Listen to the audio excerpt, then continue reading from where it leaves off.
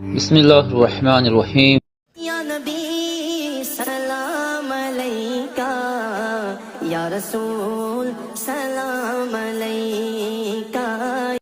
الحمدللہ الحنان المنان الذي خلق الإنسان وعلمه البيان، والصلاة والسلام على رسوله سيد الإنس والجان وعلى آله وأصحابه ذوي الخير والإحسان، أما بعد فأعوذ بالله من الشيطان الرجيم، بسم الله الرحمن الرحيم۔ وجاهدوا في الله حق جهاده هو اجتباكم وما جعل عليكم في الدين من حرج، إلى آخر هذه الآية، صدق الله مولانا العظيم۔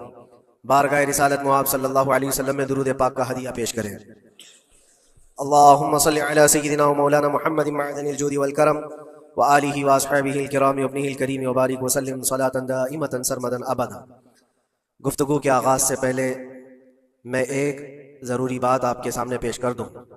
مسجدیں اللہ کی عبادت کے لیے ہوتی ہیں، یہاں پر تعظیم کے لیے کھڑے ہونا جس وقت میں آ رہا ہوں یہ میں بالکل مناسب نہیں سمجھتا۔ اپنی اپنی جگہوں پر بیٹھے رہیں، کھڑے ہونا، بلکہ اللہ کے نبی صلی اللہ علیہ وسلم نے یہ ارشاد فرمایا، جو بندہ یہ تمنا رکھتا ہے کہ لوگ اس کے لیے کھڑے ہوں، اللہ اس کو دنیا میں اور آخرت میں ذلیل فرمائے گا۔ ہمیں یہ ہرگز تمنا نہیں ہونی چاہیے کہ ہمارے لیے لوگ کھڑے ہوں، اور اللہ کی عبادت کے لیے آئے ہیں اور ہمارا سر یہاں پر صرف اللہ کی بارگاہ میں جھکنا ہے، اور یہاں پر اللہ اکبر جب کہا جاتا ہے اللہ سب سے بڑا ہے، پھر کسی کی طرف توجہ نہ ہو۔ باہر تعظیم و تکریم، عزت و وقار سب اپنی جگہ پر، یہ اللہ کا گھر ہے اور خالص اللہ کی عبادت۔ بہرحال درود پاک پڑھ لیں۔ اللہم صلی علی سیدنا محمد معدن الجود والکرم وآلہ واصحابہ الکرام وابنہ الکریم وبارک وسلم صلاة دائمة سرمدا ابدا۔ اللہ تبارک و تعالی نے قرآن پاک میں ارشاد فرمایا کہ اللہ کی طرف بڑھنے کے لیے تم راستہ تلاش کرو اور محنت کرو، اور اللہ نے انسان کو دونوں طاقتیں دی ہیں، خیر کی بھی اور شر کی بھی، اچھائی کی اور برائی کی، دونوں کی طاقتیں اس کے اندر ہیں۔ خیر والا جو مادہ ہے اس کو اچھائیوں کی طرف لے جاتا ہے، اور شر والا مادہ اس کو برائیوں کی طرف لے جاتا ہے۔ جب یہ دونوں چیزیں انسان کے اندر موجود ہیں تو انسان کبھی نیکیوں میں غالب آ جاتا ہے اور کبھی برائیوں میں غالب آ جاتا ہے۔ یہ شروع سے معاملہ چلا آ رہا ہے، اور انہی معاملات کو لے کر انبیاء اکرام علیہ السلام بندوں کی ہدایت کے لیے آتے رہے۔ اللہ تبارک و تعالیٰ نے بندوں کو یوں ہی نہیں چھوڑ دیا، بلکہ اپنے پیغمبروں کو بھیجا، اور خیر اور شر کے درمیان تمیز سکھانے کے لیے انبیاء آتے تھے، یہی بتانے کے لیے کہ تم جس راستے پر چل رہے ہو اگر یہ غلط ہے تو غلط، اور صحیح ہے تو صحیح۔ اور آخر نبی ہمارے آقا محمد صلی اللہ تعالیٰ علیہ وسلم کے بعد پھر یہ کام امت کے علماء اولیاء انجام دیتے رہے۔ آج جو ضروری بات میں عرض کرنا چاہتا ہوں وہ یہ ہے کہ اسلام کا جو نظام ہے خیر کو پھیلانے کے لیے ہے اور شر کو دبانے کے لیے۔ اسلام پوری طاقت اس پر لگاتا ہے کہ خیر کا نشر ہو، اس کی تبلیغ ہو، اور برائیوں سے لوگ بچیں۔ اور آپ کو پتہ ہے اللہ تعالیٰ نے ہمارا لقب قرآن میں کیا بیان فرمایا؟ کنتم خیر امت، تم خیر امت ہو، یعنی بہترین امت ہو۔ اخرجت للناس، لوگوں میں اللہ نے تم کو سب سے بہترین امت بنایا، لیکن وجہ کیا ہے؟ کس وجہ سے تمہیں خیر امت کہا گیا؟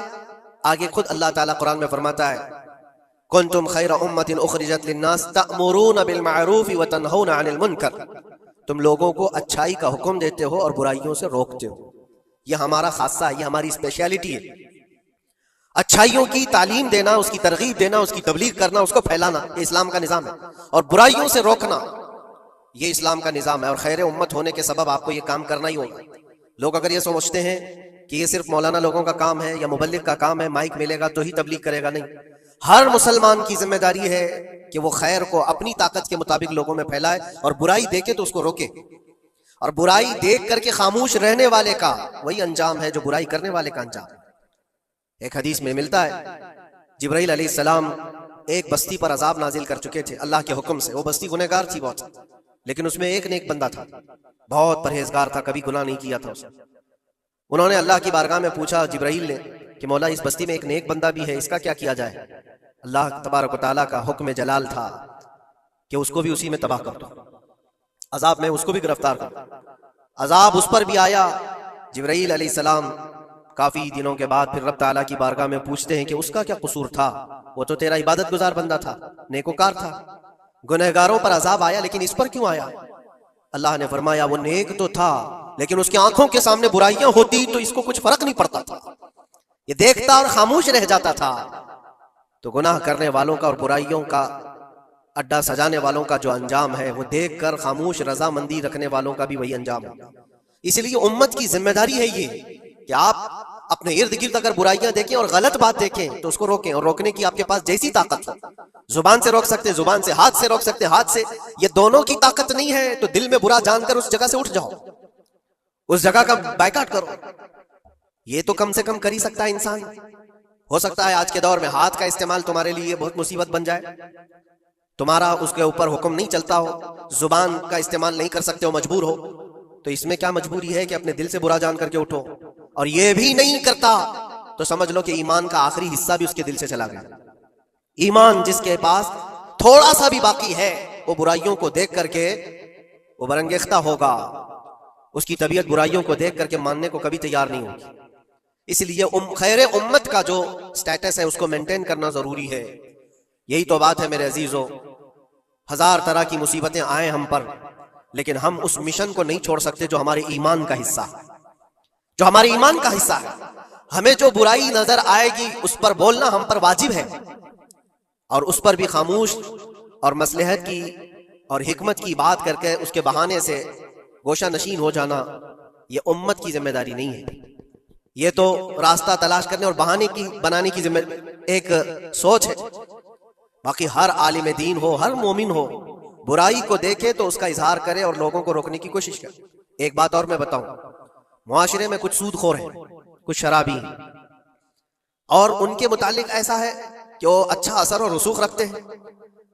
हमारे इलाके में एक मर्तबा ऐसा हुआ था कि मुझे एक जगह तकरीर के लिए बुलाया गया और कहा गया पहले ही से कि यहाँ पर सूद का कारोबार ज्यादा चलता है, आप इस पर बराए करम कुछ ना बोलें, क्योंकि हमारे मोहल्ले के बड़े बड़े जिम्मेदार लोग जो हैं वो सब इस कारोबार में मसरूफ हैं। आप सूद पर कुछ ना बोलें, बाकी आपकी हर तकरीर सुनने को तैयार है। मैंने उस दिन कसम खा ली, पूरा 1 घंटा सूद पर ही मैंने बयान किया। नहीं बुलाना इसके बाद ना बुलाओ, लेकिन हम समझौता इस बात पर नहीं करते कि तुम्हारी तबीयत देख करके बात करें, हम रसूलुल्लाह की शरीयत देख कर बात करें।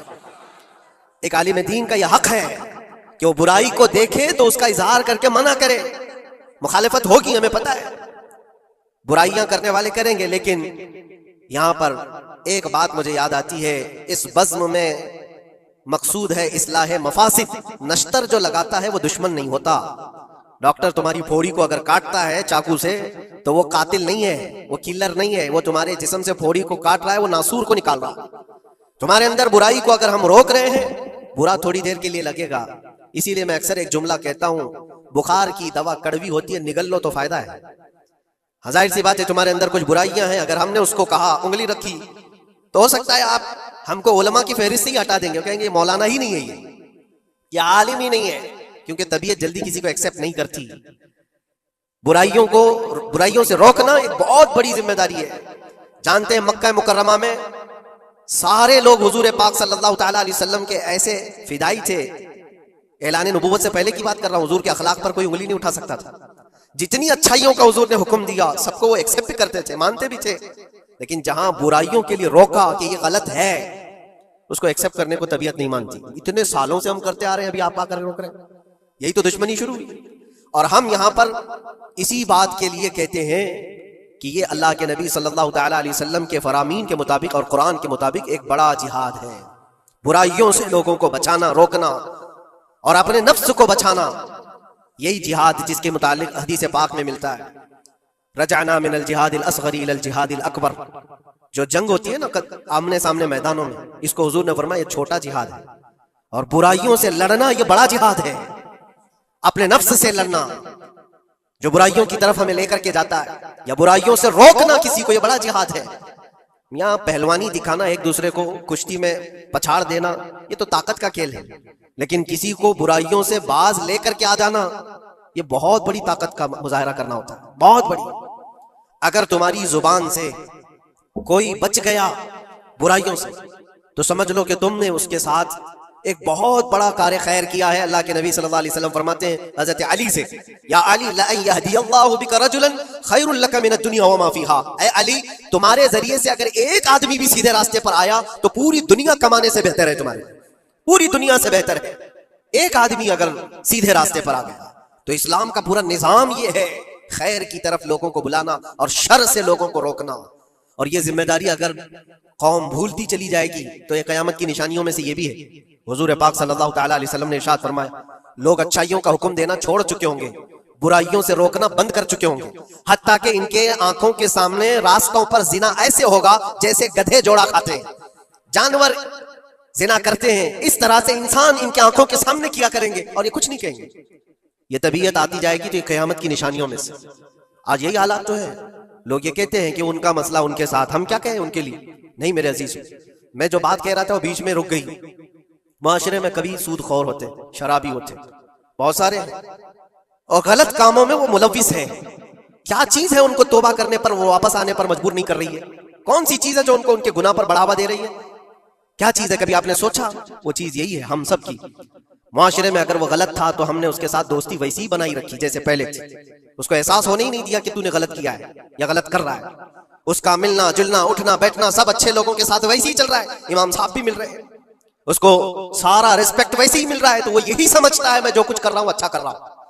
اور اگر قوم کی تمام ذمہ دار لوگوں نے ایک بات یہ طے کیا کہ تو یہ غلط کاموں میں ہے، ہم آج سے تیرے ساتھ کوئی تعلق نہیں رکھیں گے، کبھی تیرے ساتھ کسی دعوت میں نہ آئیں گے نہ بلائیں گے۔ اس سے ہوتا کیا ہے؟ لوگوں کو ایسا لگتا ہے کہ ہم بائیکاٹ کا کوئی مشن چلا رہے، نہیں، اس سے اس کو احساس ہوتا ہے کہ میں مجلس میں بیٹھنے کے لائق نہیں ہوں، میں توبہ کر لوں تاکہ بیٹھنے کے لائق بن سکوں، ان برائیوں سے باز آ جاؤں۔ اور تمہارے ملن جلن کی وجہ سے یہ سارے آج لوگ پہلے چھپ کر کے کرتے تھے، آج اوپنلی یہ سارے کام کرنے لگے۔ لوگ جو ہے پہلے ڈرتے تھے کہ قوم میں لوگوں کو پتہ چل جائے میرا دھندا کیا ہے تو پتہ نہیں میرے ساتھ لوگ کیسا سلوک کریں گے۔ آج وہ نڈر ہے، شیر ہے، کچھ نہیں ہوتا۔ آج لوگ جس کے پاس پیسہ زیادہ ہے اس کی عزت کرتے ہیں، اس کے ساتھ سانٹ گانٹ ویسی ہوتی ہے، سب اچھے لوگ بھی اس کے یہاں آتے ہیں جاتے ہیں، سب ہوتا ہے۔ عزیزان گرامی وقار، برائیوں سے روکنے کا نظام جو ہمارا ختم ہوتا جا رہا ہے، یہ قیامت کی بڑی نشانیوں میں سے۔ آج آپ کی اور ہماری ذمہ داری اتنی تو ہے کہ ان محفلوں سے اپنے آپ کو دور کر لو جہاں یہ سارے کام ہو رہے ہیں۔ غلط جو بھی ہے اس کو تمہارا دماغ خود ہی پہچانتا ہے غلط کیا ہے۔ اللہ تعالیٰ نے اتنی ہدایت ہر بندے کو عطا کی، ہر بندے کو۔ اللہ نے قرآن میں فرمایا الم نجعل له عینین ولسانا وشفتین وہدیناہ النجدین، ہم نے دو چیزیں ایسی نہیں دی ہیں تمہیں جو خیر اور شر کو پہچانتی ہیں۔ ہر انسان، آپ کو کسی نے بتایا نہیں کہ آگ گرم ہوتی ہے، بچپن سے بتایا نہیں جاتا ہے، انسان اپنی خود تجربات سے یا دیکھ دیکھ کر کے سمجھتا ہے، وہ آگ میں ہاتھ ڈالتا نہیں۔ کیا اس کی کوئی ٹریننگ دی گئی ہے بچپن سے کہ آگ میں ہاتھ ڈالنا نہیں چاہیے؟ تمہاری طبیعت نے خود ہی فیصلہ کیا ہے کہ یہ جلاتی ہے چیز، یہ گرم ہے، یہ نقصان دہ ہے۔ تو یہ ہدایت اللہ نے ہر بندے کو عطا کی ہے۔ کیا آپ نے اپنے بچوں کو یا آپ کو کسی نے بچپن سے سکھایا ہے کہ جو گندگی ہے، جو غلاظت ہے، پخانا ہو، گوبر ہو، یہ نہیں کھایا جاتا؟ یہ چیزیں سکھائی نہیں جاتی، انسان کی طبیعت میں ہے کہ اس کو ایکسپٹ نہیں کرتی طبیعت، دماغ خود ہی کہتا ہے یہ گندی ہے، یہ بری ہے۔ تو اتنی ہدایت تو اللہ کی طرف سے ہے خیر اور شر کو پہچاننے کی، اور کچھ ایسی باریکیاں ہیں جس کو علماء بیان کرتے ہیں یہ برا ہے اور یہ اچھا ہے۔ عزیزان گرامی وقار، آج امت کی یہ بہت بڑی ذمہ داری ہے جس کو فراموش کیا جا رہا ہے۔ اس ذمہ داری کو ایسا نہیں ہے کہ صرف علماء نبھائیں گے، عوام الناس کو بھی اس ذمہ داری پر آنا چاہیے۔ آواز ہر برائی کے خلاف اٹھاؤ، اور یہاں تک کہ اس پر اگر تمہاری موت بھی آتی ہے تو وہ شہادت کی موت ہے، وہ شہادت کی موت ہے۔ برائیوں سے روکتے ہوئے اگر کوئی قتل ہو گیا یا اگر کوئی دنیا سے انتقال کر گیا تو اس کی موت کو شہادت کی موت قرار دیا گیا ہے۔ یہاں تک کہ ایک حدیث میں یہ بھی ملتا ہے کہ کوئی بندہ حضور پاک صلی اللہ تعالیٰ علیہ وسلم کے بتائے ہوئے تعلیمات کو لوگوں تک پہنچانے کا سفر کر رہا تھا، لوگوں کو اچھائیوں کا حکم دینے کا سفر کر رہا تھا، برائیوں سے روکنے کا سفر کر رہا تھا، اس دوران اس کا انتقال ہو گیا تو حضور فرماتے ہیں اس کا درجہ نبیوں اور شہیدوں کے بیچ میں ہوگا قیامت کے دن، اس کو درمیانی حصے میں رکھا جائے گا نبیوں اور شہیدوں کے بیچ میں، کیونکہ ایک بہت بڑی ذمہ داری اٹھا کر چل رہا ہے، بہت بڑی ذمہ داری۔ اب یہ ضروری نہیں آج مجھے یہ مائک ملا یا کوئی بہت بڑا پلیٹ فارم ملا جو مجھے لوگ سن رہے ہیں، ہماری ذمہ داری بڑی ہے۔ آپ کو آپ کے گھر کے بچے سن رہے ہیں، آپ کسی جگہ پر مینیجر ہیں تو آپ کے ماتحت رہنے والے جو کام کرنے والے ہیں وہ آپ کو سن رہے ہیں۔ کلکم مسئول عن رعیتہ، یہ حدیث پاک میں، تم میں سے ہر کوئی ذمہ دار ہے اپنے ماتحت رہنے والوں کا۔ تو ان کو روکنا تمہاری ذمہ داری ہے. اگر پوری دنیا کو نہیں روک سکتے، پورے محلے کو نہیں روک سکتے، اپنے ماتحت رہنے والوں کو تو روک سکتے ہو. اپنی اولاد کو، اپنے آس پاس والوں کو جو تمہاری بات ایکسپٹ کر سکتے ہیں ان کو تو روکو. ان کو برائیوں سے روکنا ہی تمہاری ذمہ داری ہے. معاشرے کا نظام جو آج ڈس بیلنس ہے، اس کی ایک بڑی وجہ یہ ہے کہ ہم نے اس ذمہ داری کو چھوڑ دیا ہے. ہوتا کیا ہے میں آپ کو بتاؤں. کچھ گھروں سے ہمیں یہ شکایت ملی، بچے ایسے ہو گئے ویسے ہو گئے، ماں کو الٹا کہہ رہے ہیں، باپ کو گالیاں دے رہے ہیں، آج یہ اپنی مرضی کی چلا رہے ہیں، فلاں ہیں وہ ہیں. کب تمہیں یہ ہوش آ رہا ہے؟ جب وہ 20-25 سال کے ہو گئے. 20-25 سال سے تم صرف اور صرف ان کو واچ کرتے رہے، دیکھتے رہے، اور جب بگاڑ آ گئی تب آپ کو خیال آیا کہ یہ بگڑے ہوئے ہیں. ایسا ہے میرے عزیزو، آپ نے اپنی ذمہ داری کا احساس کرنا ہے اس وقت سے جب بچہ ہوش کے آنکھ کھول رہا ہے، اور ہر زمانے میں اس کے ساتھ آپ اچھائی کا حکم دینا اور برائی سے روکنا، یہ انتظام کرتے رہو. یہ مت سوچو میرا بچہ بہت اچھا ہے، کبھی آنکھ اٹھا کر کے نہیں دیکھتا کسی، تو اچھا ہے لیکن اس کو اچھے کو بھی نصیحت کی ضرورت ہے. انسان کی طبیعت ہے. میں آپ کو بتاؤں، اس کائنات میں سب سے اچھے لوگ کون تھے؟ سب سے اچھے وہ رسول اللہ کے صحابہ. ان سے اچھے کوئی ہے؟ اور یہ ملتا ہے، بزرگوں نے فرمایا قیامت تک جو سب سے اچھے پیدا ہونے والے تھے، اللہ نے ان کو چن کر کے رسول اللہ کا صحابی بنایا. سب سے اچھے لوگ تھے وہ، سب سے اچھے. لیکن ان سب سے اچھے لوگوں کو بھی رسول پاک صلی اللہ علیہ وسلم 8 دن سے زیادہ گیپ نہیں دیتے تھے، ان کو نصیحت کرتے رہتے تھے. جو دنیا کے سب سے اچھے لوگ ہیں ان کو نصیحت کی ضرورت ہے. تو اس بگڑے ہوئے دور میں ہم سب کو کتنی ضرورت ہے. وہ صرف آپ کو نہیں، مجھے بھی ضرورت ہے. ہم بھی ڈھونڈنے کے لیے نکلتے ہیں کسی مشائخ کے پاس، بیٹھے وہاں پر ان کی نصیحتیں ہمارے دل پر اثر کریں. عزیزان گرامی وقار، اس ذمہ داری سے آپ کبھی اپنے آپ کو سبکدوش مت کرنا. 8 دن کے لیے بھی نہیں. اپنے ماتحت جو ہے کوئی نہ کوئی چیزیں ان کو اچھائیوں کا حکم دیتے رہے. اس کا اثر یہ ہوگا کہ اللہ کی بارگاہ میں کل آپ کی پکڑ نہیں ہوگی، آپ نے اپنی ذمہ داری پوری کی. ورنہ قیامت کے دن یہ تمہارے نیچے رہنے والے خود تمہارے خلاف مقدمہ کریں گے. یہاں تک کہ ایک روایت میں یہ بھی ملتا ہے کہ ایک بندہ اللہ کی بارگاہ میں یہ مقدمہ کر دیا تھا کہ میرا پڑوسی جو آج جنت جا رہا ہے، اے اللہ اس کو تو جنت بھیج رہا ہے، میرے پڑوس میں رہتا تھا، اس کی نمازیں پوری ہیں. فرشتوں کے ذریعے سے کہا جاتا ہے ہاں اس کی نمازیں پوری ہیں، حساب میں مکمل ہے. تو یہ مقدمہ اس بات پر کرتا ہے کہ اللہ اس کو روک دے، اتنی دن وہ نماز پڑھتا تھا، ایک دن مجھے بلاتا نہیں تھا. خود اپنی نمازیں تو پوری کر لیا لیکن مجھے ایک دن نہیں بلایا، میں آج جہنم میں جا رہا ہوں. تو اسے روک کر کے پوچھا جائے گا کیا تیری یہ ذمہ داری نہیں تھی کہ تیرا پڑوسی تھا، تیری عزت کرتا تھا، تیرے ماتحت تھا، تو ایک دن بھی تو نے خیر کی طرف اس کو نہیں بلایا؟ یہ ذمہ داری آپ سوچو، ہم سب کی یہ ذمہ داری ہے اپنے ماتحت رہنے والوں کی. اللہ تبارک و تعالی ہمارے اس نظام کو جو صحابہ اکرام رضوان اللہ تعالی علیہ مجمعین نے قائم فرمایا تھا حضور پاک کی تعلیمات سے، واپس پھر سے وہ زندہ ہو جائے. حضور اکرم صلی اللہ تعالیٰ علیہ وسلم کی حدیث پاک سے یہ بات معلوم ہوتی ہے قیامت کے قریب جو مومنین کی جماعت ہے وہ کیسے ختم ہوتی چلی جائے گی. فرمایا گیا پہلے اچھائیوں کا حکم دینے والے ختم ہو جائیں گے، یعنی جو پازیٹو حکم دیتے تھے، میاں تم یہ کرو تم یہ کرو، بھلائی کی طرف بلاتے تھے، یہ کم ہو جائیں گے، اور برائیوں کی طرف بلانے والے لوگ آ جائیں گے، ان کی کثرت ہو جائے گی. پھر چند دنوں کے بعد امت میں وہ جماعت آئے گی جو برائیوں سے روکتی تھی، وہ بھی ختم ہونے لگ جائیں گے. پہلے اچھائیوں کا حکم دینے والے چلے جائیں گے، وہ میں سمجھتا ہوں آلریڈی اب چلے گئے. چند لوگ بچے ہوں گے جو اچھائیوں کی طرف بلا رہے ہیں، دعوت دے رہے ہیں. ورنہ اکثر لوگوں کی عادت تو یہی ہے ہمارے نوجوانوں کی کہ برائیوں کی دعوت عام کی گئی ہے. اب روکنے والے ابھی بھی موجود ہیں، لیکن حضور کی حدیث کا مفہوم ہے کہ ایک زمانہ آئے گا کہ برائیوں سے روکنے والے بھی ختم ہوتے چلے جائیں گے، بلکہ برائیوں کو کرنے والوں کو کرنے دیا جائے گا، اجازت عام کر دی جائے گی، اجازت عام کر دی جائے گی. برائیوں سے روکنے والا دور ختم ہوتا چلا جائے گا. میرے عزیزوں، اس کے بعد آخری زمانہ میرے آقا صلی اللہ تعالیٰ علیہ وسلم ارشاد فرماتے ہیں وہ دور بھی آئے گا جب لوگ برائیوں کو نیکی سمجھنے لگ جائیں گے، گناہوں کو نیکی سمجھ کر کے کرنے لگ جائیں گے. مجھے آج بڑی شدت سے اس بات کا احساس ہو رہا ہے. سچ فرمایا مخبر صادق صلی اللہ تعالیٰ علیہ وسلم. ایک وقت تھا کہ حجاز، نجد، عرب شریف جس کو آج سعودی عرب کہا جاتا ہے، نام انہوں نے اپنا رکھا سعودی، ورنہ وہ عرب شریف ہے. میرے مصطفیٰ کریم صلی اللہ تعالیٰ علیہ وسلم کا مسکن ہے، مولد ہے. حضور اکرم صلی اللہ تعالیٰ علیہ وسلم کا مقام پاک ہے. عربوں میں پہلے سے یہ رواج رہا کہ وہ برائیوں کو برداشت نہیں کرتے تھے، اچھائیوں کا حکم دیتے تھے. آپ کو پتہ ہے عرب میں چاہے وہ اب کی حکومت ہی کیوں نہ ہو، نجدی حکومت کے آنے کے بعد بھی وہاں ایک شعبہ، ایک ڈپارٹمنٹ قائم کیا گیا تھا، الامر بالمعروف والنہی عن المنکر نام سے. جس کا مطلب یہ ہوتا ہے کہ اچھائیوں کا حکم دینا اور برائیوں سے روکنا. قرآن پاک میں لفظ آیا ہے.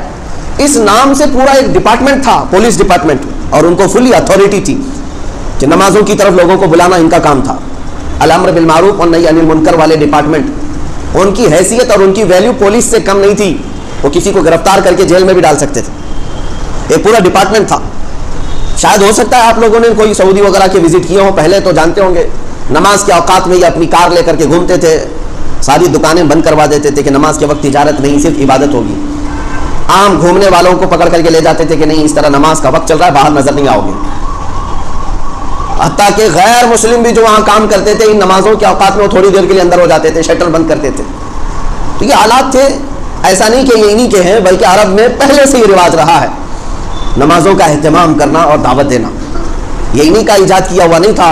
امت مصطفیٰ صلی اللہ تعالیٰ علیہ وسلم میں برسوں سے وہاں پر خیر کی دعوت دینے کا نظام تھا, اور برائیوں سے روکنے کا بھی معاملہ اتنا سخت تھا کہ چاہے وہ ترکی حکومت کیوں نہ رہی ہو, خلافت عثمانیہ کا دور ہو, یا ان سے پہلے خلافت بنو عباس, خلافت امویہ, یا خلافت راشدہ, ان سب زمانوں میں عرب میں حالات ایسے تھے کہ برائیاں کرنے والے کو اتنی سخت سزائیں تھیں کہ شراب پیتے ہوئے پکڑے جانے والے پر کوڑے لگائے جاتے.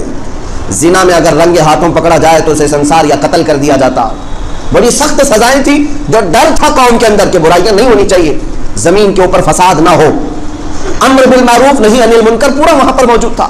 حالات نے ایسے کروٹ لیا, یہ ہماری آنکھوں دیکھا حال. اب کسی سے ڈھکی چھپی بات نہیں ہے. مشکل سے 5-6 سال کا عرصہ گزرا ہوگا, سعودی کو انہوں نے پورا یہودی بنانے میں کوئی کسر نہیں چھوڑی, پوری طور پر اس کو پلٹ دیا. اب امر بالمعروف نہی عن المنکر یہ سب ختم, کچھ نہیں. نہ امام خطبے میں کسی برائی سے روک سکتا ہے, اگر کوئی ممبر پر روک بھی دیا تو اسے گرفتار کر کے اندر ڈال دیا جائے گا. میرے اندازے کے مطابق جنہوں نے مجھے خبر دی تھی وہاں کے رہنے والے 400 سے زیادہ علماء جیلوں میں موجود ہیں, صرف اس لیے کہ انہوں نے برائی سے روکا تھا اپنے خطبے میں. گانے باجے موسیقی یہ سب نہ کرو, اسلام میں حرام ہے. یہ سب ختم ہو گیا. یہ قیامت کی وہ نشانیاں ہیں جو امت میں سے ختم ہونے والی ہیں. امر بالمعروف ختم کر دیا, اچھائیوں کا حکم تو دینا ہی نہیں اب ان کو, وہ تو جا چکا تھا, لیکن جو برائیوں سے روکتے تھے اس کو بھی ختم کر دیا.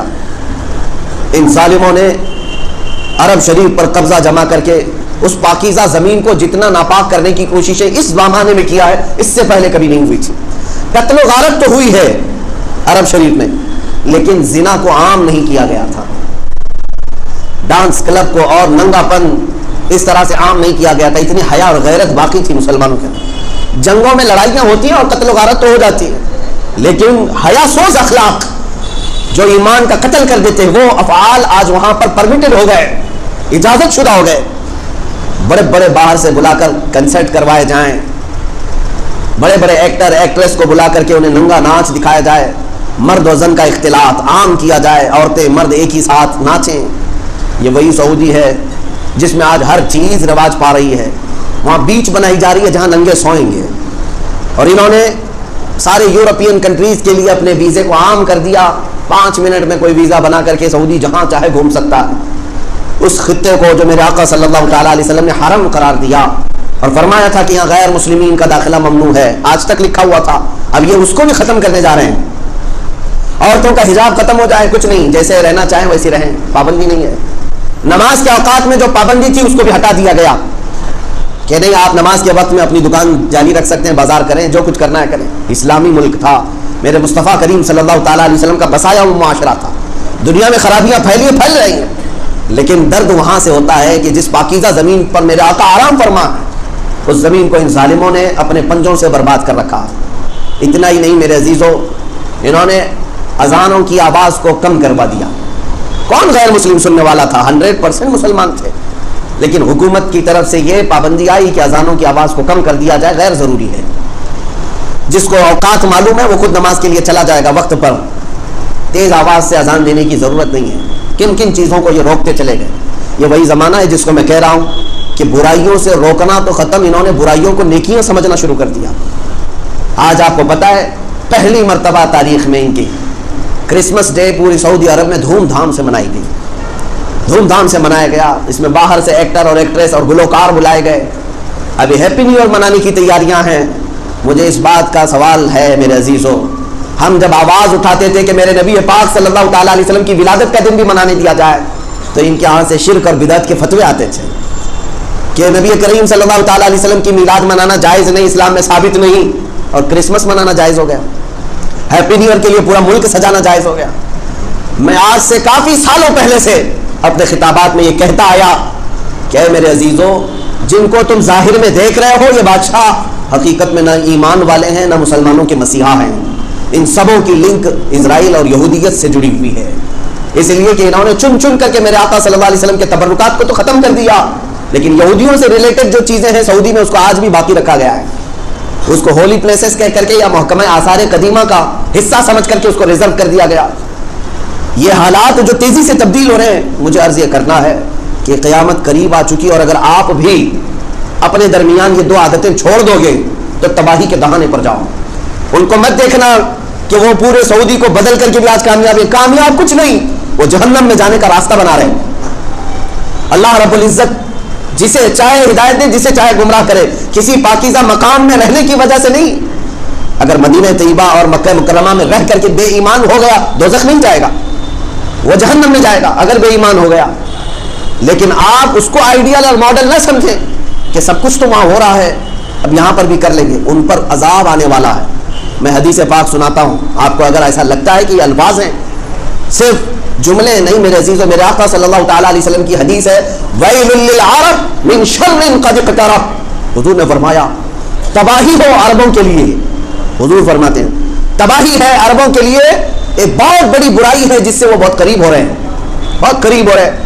نبی پاک صلی اللہ تعالیٰ علیہ وسلم نے یہ بھی ارشاد فرمایا قیامت اس وقت تک نہیں آئے گی جب تک عرب کے کچھ قبیلے بت پرستی اور شرک میں مبتلا نہ ہو جائیں۔ کچھ قبیلے ایسے ہوں گے جو بت پرستی کریں گے اور شرک میں مبتلا ہو جائیں گے۔ وہ بھی دیکھا ہم نے، انہوں نے تو مندروں کی وہاں پر اوپننگ شروع کر رکھی ہے، کون کرے گا اس میں پوجا پاٹ؟ کون کرے گا؟ جب آپ پورے کے پورے مسلمان کنٹری کے ہو تو پھر یہ عبادتیں کون کرے گا؟ ظاہر سی بات ہے کہ ان کے اندر شرک اور کفر آ چکا، اور میرے آقا صلی اللہ تعالیٰ علیہ وسلم کی وہ حدیث بھی صادق آ گئی۔ حضور اکرم صلی اللہ تعالیٰ علیہ وسلم نے فرمایا ویل للعرب، عربوں کے لیے انقریب تباہی ہے، من شر قد اقترب، ایک ایسی برائی سے جس سے وہ بہت قریب ہو رہے ہیں، بہت قریب ہو رہے ہیں۔ عزیزان گرامی، یہ مت سمجھنا کہ وہ پیسوں کی ریل پیل میں آج سب سے بڑے مالدار سمجھے جاتے ہیں، امیر سمجھے جاتے ہیں، مت دیکھو یہ ساری چیزیں، ان کا سکون غارت ہے، ان کے اوپر خوف کی تلوار لٹک رہی ہے، وہ کروڑ نہیں اربوں ریال کے مالک ہو کر کے بھی آزاد نہیں جی سکتے۔ لیکن آپ خیر منائیں اور آپ فخر کریں کہ کچھ نہ ہو کر کے بھی سینہ تان کر زمین پر چل سکتے ہیں، اس لیے کہ اللہ نے آپ کو ایمان کی دولت عطا کی، ایمان کی دولت ہے جو تمہیں سکون سے سونے بھی دیتی ہے، تم اپنے بستروں پر آرام کرتے ہو اس لیے کہ ایمان ہے قلب میں، اور رسول پاک صلی اللہ تعالیٰ علیہ وسلم سے محبت ہے، وفاداری ہے، ہم غداری نہیں کرتے حضور اکرم صلی اللہ علیہ وسلم سے۔ یہ اس بات کا اتنا احساس بھی تمہارے اندر جو ہے، یہ سب سے بڑی دولت ہے، سب سے بڑی دولت ہے۔ ان ظالموں نے امر بالمعروف نہی عن المنکر کو پورے طور پر ختم کر دیا، اور اگر آپ بھی یہ دو چیزیں اپنے قوم سے نکال دیں گے تو اسی تباہی کی طرف آپ بھی جائیں گے، اس بربادی کی طرف آپ جائیں گے۔ میں آپ کو بتاؤں، آج آپ اتنا ہی دیکھ رہے ہیں نا کہ پیٹرول ہے ان کے پاس، ڈیزل ہے ان کے پاس، سب کچھ ہے، اور پیسہ ہی پیسہ ہے، پیسہ ہی پیسہ ہے، سارے لوگ یہ سمجھ رہے ہیں عرب میں جانا چاہیے، انہی کے پاس تو سب پیسہ ہے، ان کو صاف زمین پھاڑ کر کے دیا جا رہا ہے۔ اتنا ہی نہیں، اور بھی میرے آقا نے فرمایا ہے، اتنا ہی نہیں، صرف پیٹرول ڈیزل ہی نہیں ملا ان کو، گیس، اللہ کے حبیب صلی اللہ علیہ وسلم نے یہ بھی فرمایا قیامت کے قریب دریائے فرات میں سونے کا پہاڑ نکلے گا۔ دریائے فرات یہ عراق میں موجود ہے، آج جہاں قتل و غارت ہے، نہتے لوگ ہیں، غریب ہیں، ان کے پاس بھی پیٹرول کی بہت بڑی قیمت موجود ہے، لیکن سب امریکہ چوس رہا ہے، کھا رہا ہے، ان کو اور بھی دیا جائے گا، اور بھی دیا جائے گا۔ حدیث پاک میں کہ دریائے فرات سے سونے کا پہاڑ ظاہر ہوگا، لیکن ساتھ میں میرے آقا نے فرمایا، حضور صلی اللہ علیہ وسلم فرماتے ہیں اگر تم میں سے کوئی زندہ رہے اس وقت تک تو خبردار اس سے ایک ذرہ بھی نہ لینا، اس سے ایک ذرہ بھی نہ لینا، جو لینے جائے گا وہ تباہ و برباد ہو جائے گا۔